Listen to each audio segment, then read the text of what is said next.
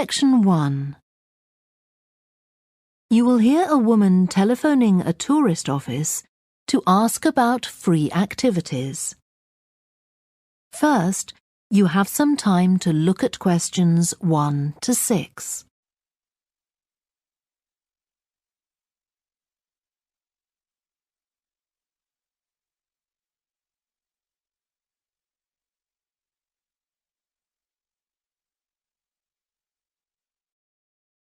Now we shall begin.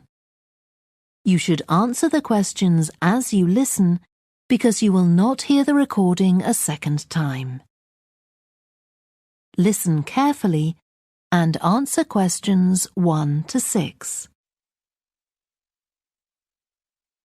Good morning, this is Burnham Tourist Office, Martin speaking. Oh, hello. I saw a poster about free things to do in the area, and it said people should phone you for information. I'm coming to Burnham with my husband and 2 children for a few days on June the 27th, or possibly the 28th, and I'd like some ideas for things to do on the 29th. Yes, of course. OK. Then let's start with a couple of events especially for children. The art gallery is holding an event called Family Welcome that day, when there are activities and trails to use throughout the gallery. That sounds interesting. What time does it start? The gallery opens at 10 and the Family Welcome event runs from 10:30 until 2 o'clock.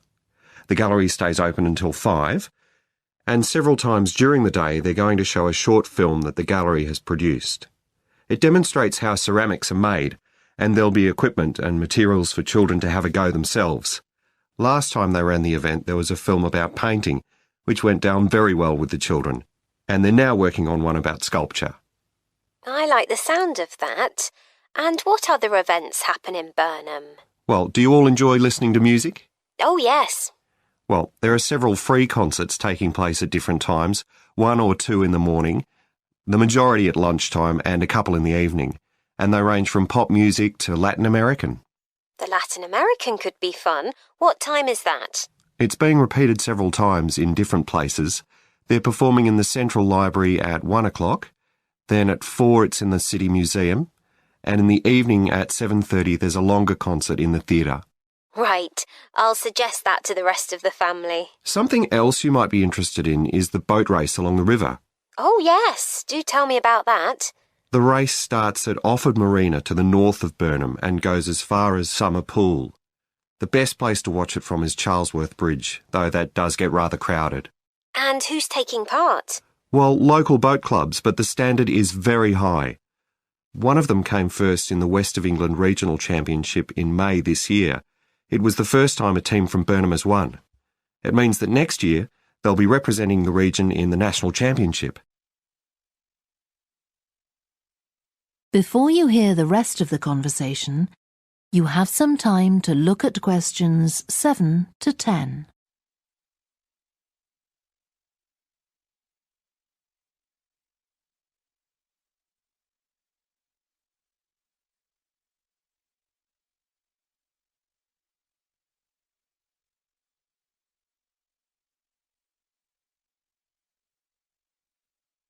Now listen and answer questions 7 to 10. Now, I've heard something about Paxton Nature Reserve. It's a good place for spotting unusual birds, isn't it? That's right, throughout the year. There is a lake there as well as a river, and they provide a very attractive habitat. So it's a good idea to bring binoculars if you have them. And just at the moment you can see various flowers that are pretty unusual. The soil at Paxton isn't very common. They're looking good right now. Right. My husband will be particularly interested in that. And there's going to be a talk and slideshow about mushrooms, and you'll be able to go out and pick some afterwards and study the different varieties. Uh-huh. And is it possible for children to swim in the river? Yes, part of it has been fenced off to make it safe for children to swim in. It's very shallow, and there's a lifeguard on duty whenever it's open. The lake is too deep, so swimming isn't allowed there. OK, we must remember to bring their swimming things in case we go to Paxton. How long does it take to get there by car from Burnham? About 20 minutes, but parking is very limited, so it's usually much easier to go by bus, and it takes about the same time. Right. Well, I'll discuss the options with the rest of the family. Thanks very much for all your help. You're welcome. Goodbye. Bye. That is the end of section 1. You now have half a minute to check your answers.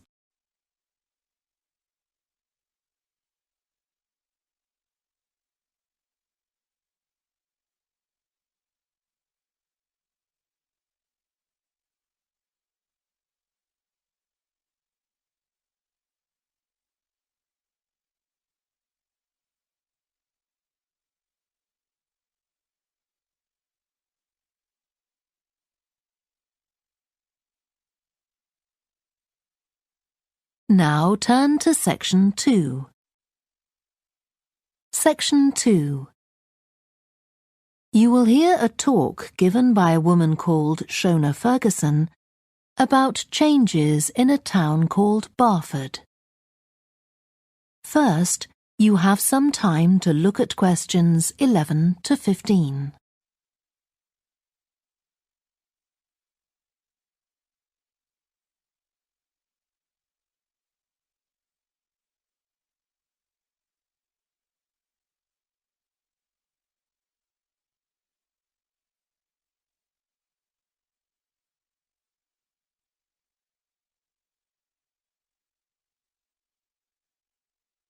Now listen carefully and answer questions 11 to 15. First of all, let me thank you all for coming to this public meeting to discuss the future of our town. Our first speaker is Shona Ferguson from Barford Town Council. Shona. Thank you. First, I'll briefly give you some background information. Then I'll be asking you for your comments on developments in the town. Well, as you don't need me to tell you, Barford has changed a great deal in the last 50 years. These are some of the main changes. 50 years ago, buses linked virtually every part of the town and the neighbouring towns and villages. Most people used them frequently, but not now, because the bus companies concentrate on just the routes that attract most passengers. So parts of the town are no longer served by buses. Even replacing old, uncomfortable buses with smart new ones has had little impact on passenger numbers. It's sometimes said that bus fares are too high, but in relation to average incomes, fares are not much higher than they were 50 years ago. Changes in the road network are affecting the town. The centre was recently closed to traffic on a trial basis, making it much safer for pedestrians. The impact of this is being measured. The new cycle paths separating bikes from cars in most main roads are being used far more than was expected, reducing traffic and improving air quality. And although the council's attempts to have a bypass constructed have failed, we haven't given up hope of persuading the government to change its mind. Shopping in the town centre has changed over the years. Many of us can remember when the town was crowded with people going shopping. Numbers have been falling for several years, despite efforts to attract shoppers, for instance by opening new car parks. Some people combine shopping with visits to the town's restaurants and cafes. Most shops are small, independent stores, which is good, but many people prefer to use supermarkets and department stores in nearby large towns, as there are so few well-known chain stores here. Turning now to medical facilities. The town is served by family doctors in several medical practices, fewer than 50 years ago, but each catering for far more patients. Our hospital closed 15 years ago, which means journeys to other towns are unavoidable. On the other hand, there are more dentists than there used to be. Employment patterns have changed along with almost everything else.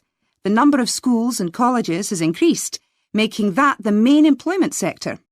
Services such as website design and accountancy have grown in importance, and surprisingly perhaps, manufacturing hasn't seen the decline that has affected it in other parts of the country. Before you hear the rest of the talk, you have some time to look at questions 16 to 20.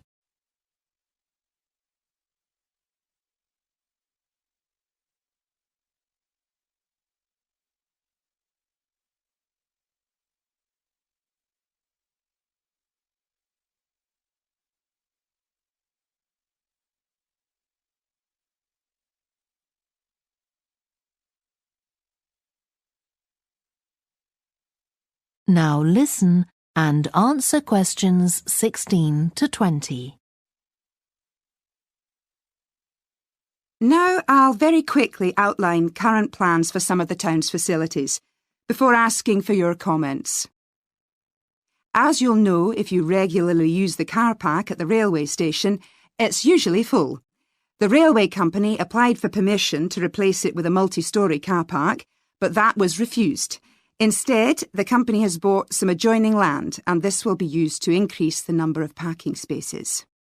The Grand, the old cinema in the High Street, will close at the end of the year and reopen on a different site. You've probably seen the building under construction. The plan is to have 3 screens with fewer seats rather than just the one large auditorium in the old cinema. I expect many of you shop in the indoor market. It's become more and more shabby looking, and because of fears about safety, it was threatened with demolition. The good news is that it will close for 6 weeks to be made safe and redecorated, and the improved building will open in July. Lots of people use the library, including school and college students who go there to study. The council has managed to secure funding to keep the library open later into the evening, twice a week. We would like to enlarge the building in the not-too-distant future, but this is by no means definite. There's no limit on access to the nature reserve on the edge of town, and this will continue to be the case. What will change, though, is that the council will no longer be in charge of the area. Instead, it will become the responsibility of a national body that administers most nature reserves in the country. OK, now let me ask you if you have... That is the end of section 2. You now have half a minute to check your answers.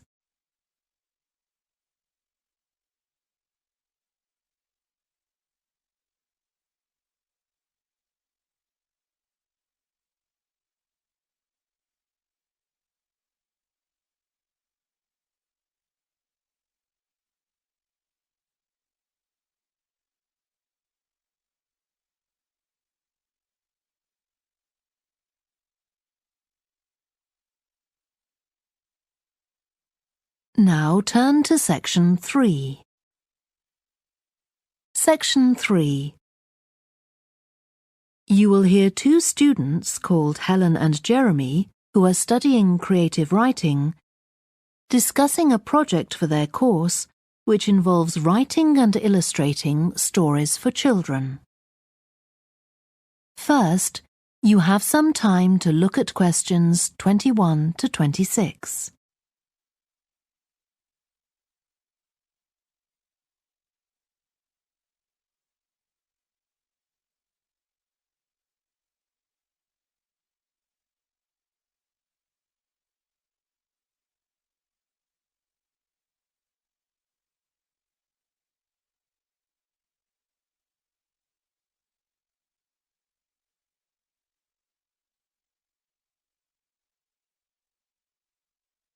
Now listen carefully and answer questions 21 to 26. Hello, Helen. Sorry I'm late. Hi, Jeremy, no problem.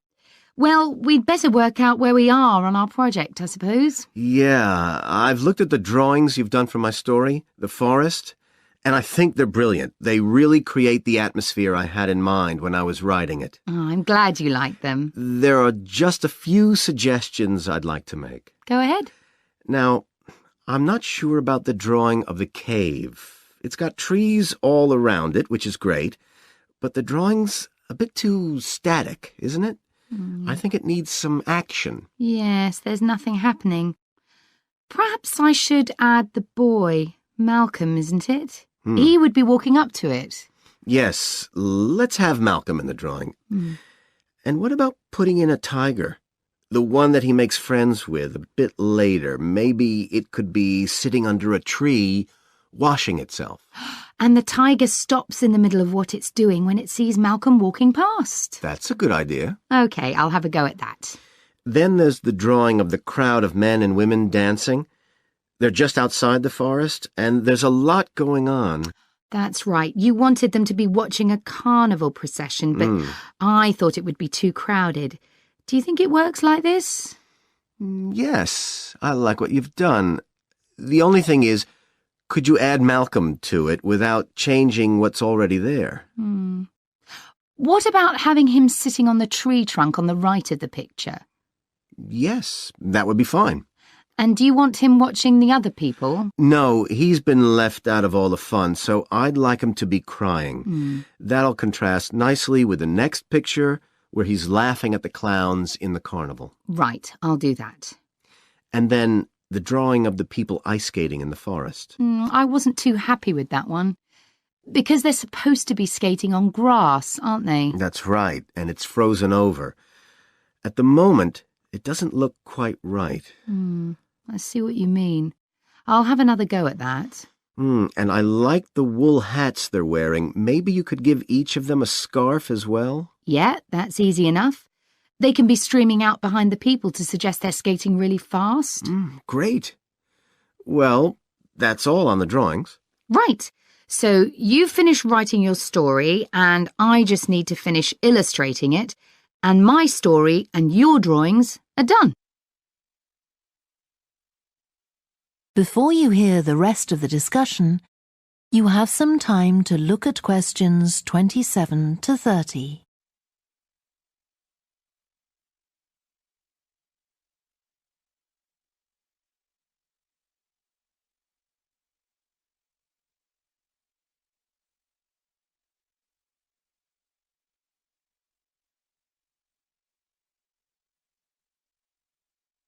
Now listen and answer questions 27 to 30. So the next thing is to decide what exactly we need to write about in the report that goes with the stories and how we're going to divide the work. Right, Helen. What do you think about including a section on how we planned the project as a whole, Jeremy? That's probably quite important. Yeah, well, you've had most of the good ideas so far. How do you feel about drafting something? Then we can go through it together and discuss it. OK, that seems reasonable. And I could include something on how we came up with the ideas for our 2 stories, couldn't I? Well, I've started writing something about that, so why don't you do the same and we can include the 2 things? Right. So what about our interpretation of the stories? Do we need to write about what we think they show, like the value of helping other people or that sort of thing? That's going to come up later, isn't it? I think everyone in the class is going to read each other's stories and come up with their own interpretations, which we're going to discuss. Oh, I missed that. So it isn't going to be part of the report at all? No. But we need to write about the illustrations because they're an essential element of children's experience of reading the stories. It's probably easiest for you to write that section, as you know more about drawing than I do. Maybe, but I find it quite hard to write about. I'd be happier if you did it. Okay. So when do you think we can get this ready? That is the end of section 3. You now have half a minute to check your answers.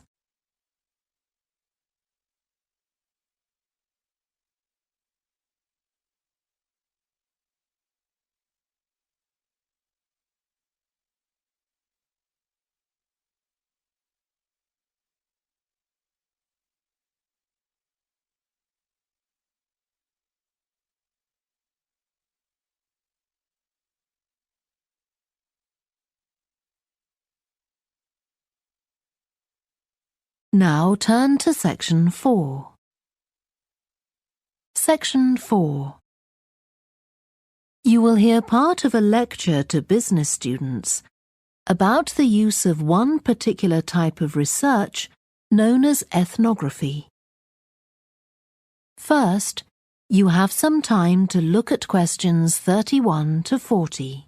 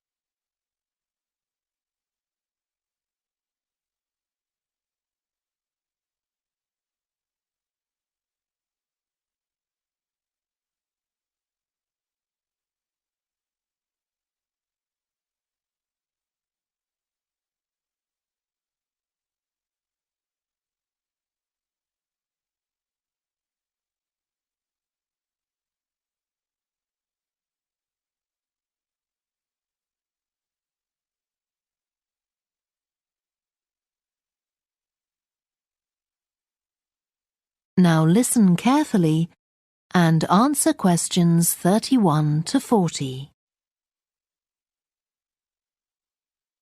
So, what I'm going to talk about to you today is something called ethnography. This is a type of research aimed at exploring the way human cultures work. It was first developed for use in anthropology, and it's also been used in sociology and communication studies. So, what's it got to do with business, you may ask? Well, businesses are finding that ethnography can offer them deeper insight into the possible needs of customers, either present or future, as well as providing valuable information about their attitudes towards existing products. And ethnography can also help companies to design new products or services that customers really want. Let's look at some examples of how ethnographic research works in business. One team of researchers did a project for a company manufacturing kitchen equipment. They watched how cooks used measuring cups to measure out things like sugar and flour. They saw that the cooks had to check and recheck the contents because although the measuring cups had numbers inside them, the cooks couldn't see these easily. So a new design of cup was developed to overcome this problem, and it was a top seller. Another team of ethnographic researchers looked at how cell phones were used in Uganda, in Africa. They found that people who didn't have their own phones could pay to use the phones of local entrepreneurs. Because these customers paid in advance for their calls, they were eager to know how much time they'd spent on the call so far. So the phone company designed phones for use globally with this added feature. Ethnographic research has also been carried out in computer companies. In one company, IT systems administrators were observed for several weeks. It was found that a large amount of their work involved communicating with colleagues in order to solve problems, but that they didn't have a standard way of exchanging information from spreadsheets and so on. So, the team came up with an idea for software that would help them to do this. In another piece of research, a team observed and talked to nurses working in hospitals. This led to the recognition that the nurses needed to access the computer records of their patients no matter where they were. This led to the development of a portable computer tablet that allowed the nurses to check records in locations throughout the hospital. Occasionally, research can be done even in environments where the researchers can't be present. For example, in one project done for an airline, respondents used their smartphones to record information during airline trips, in a study aiming at tracking the emotions of passengers during a flight.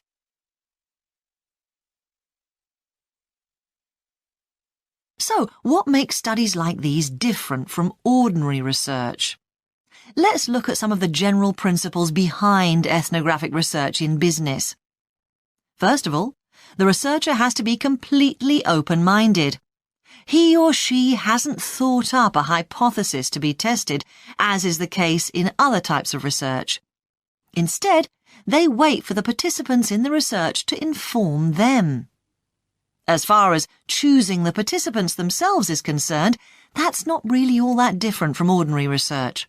The criteria according to which the participants are chosen may be something as simple as the age bracket they fall into, or the researchers may select them according to their income, or they might try to find a set of people who all use a particular product, for example.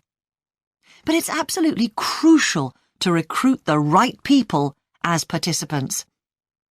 As well as the criteria I've mentioned, they have to be comfortable talking about themselves and being watched as they go about their activities. Actually, most researchers say that people open up pretty easily, maybe because they're often in their own home or workplace. So, what makes this type of research special is that it's not just a matter of sending a questionnaire to the participants. Instead, the research is usually based on first-hand observation of what they are doing at the time. But that doesn't mean that the researcher never talks to the participants. However, Unlike in traditional research, in this case, it's the participant rather than the researchers who decides what direction the interview will follow. This means that there's less likelihood of the researcher imposing his or her own ideas on the participant. But after they've said goodbye to their participants and got back to their office, the researcher's work isn't finished. Most researchers estimate that 70 to 80% of their time is spent not on the collecting of data, but on its analysis, looking at photos, listening to recordings and transcribing them, and so on. The researchers may end up with hundreds of pages of notes. And to determine what's significant, they don't focus on the sensational things or the unusual things. Instead, they try to identify a pattern of some sort in all this data and to discern the meaning behind it. This can result in some compelling insights that can, in turn, feed back to the whole design process.